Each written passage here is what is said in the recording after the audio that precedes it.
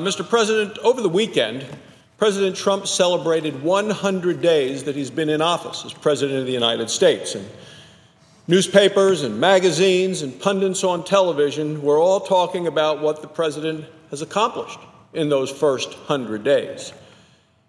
And from what I've heard talking to people at home in Wyoming this past weekend, this first 100 days has been a huge success.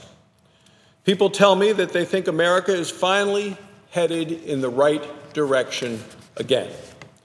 Now, I've had a lot of people tell me that they feel like they've actually gotten a new spring in their step as a result of the presidential election of last year and President Trump taking office.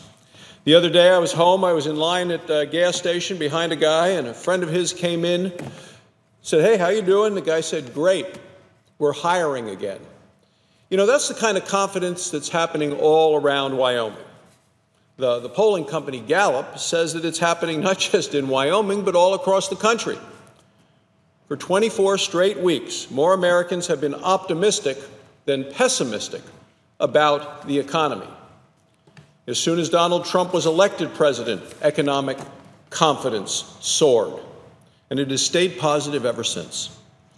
Gallup said that there is an exact opposite of what they had seen in the previous 8 years. That's during the whole Obama administration. It's during the entire so-called economic recovery. In another poll released last week, Gallup said that people are also less worried that they'll lose the job that they have. They found that American workers are less concerned about being laid off from their job than at any time since Gallup started asking questions way back in 1975.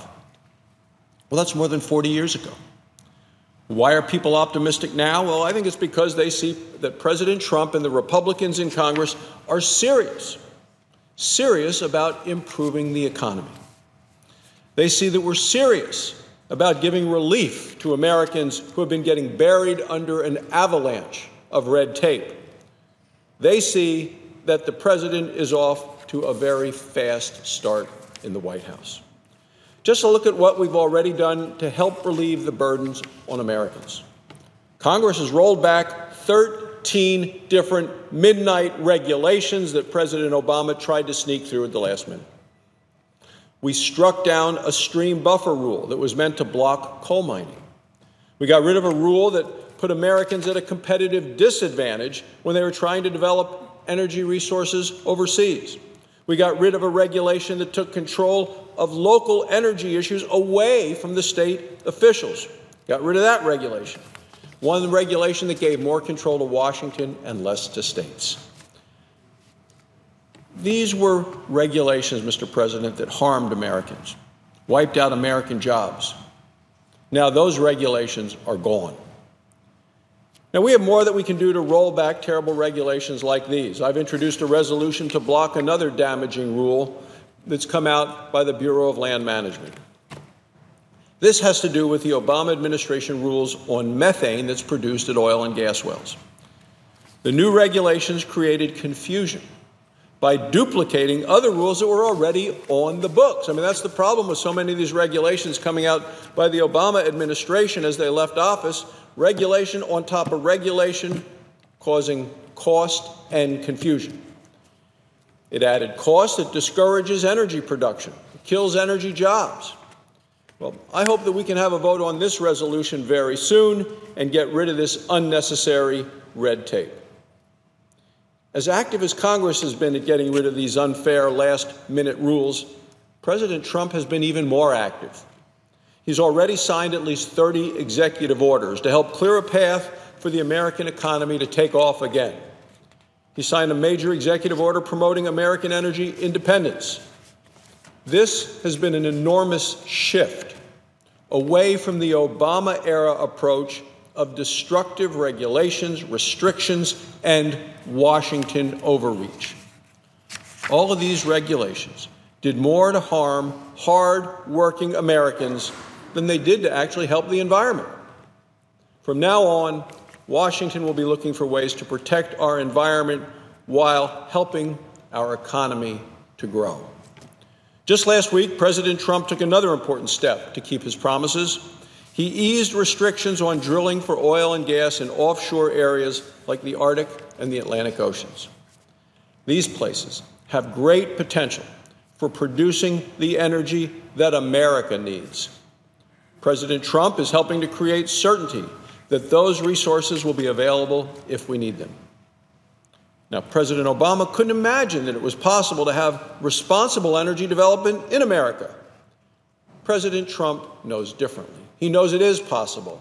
He knows that American workers can do the job. He knows that America will be stronger because of it. And I think that's the kind of thing that the American people mean when they tell me that they feel they have a spring in their step. I can also tell you that this is just the beginning. Remember when President Obama bragged that he had a pen and a phone? Well, President Trump has proven that he has a whole drawer full of pens, and he intends to keep using them to help get the American economy growing again. He wants to hear more people saying, things are great, we're hiring again. That's what the president has been doing, and it's what Congress is doing.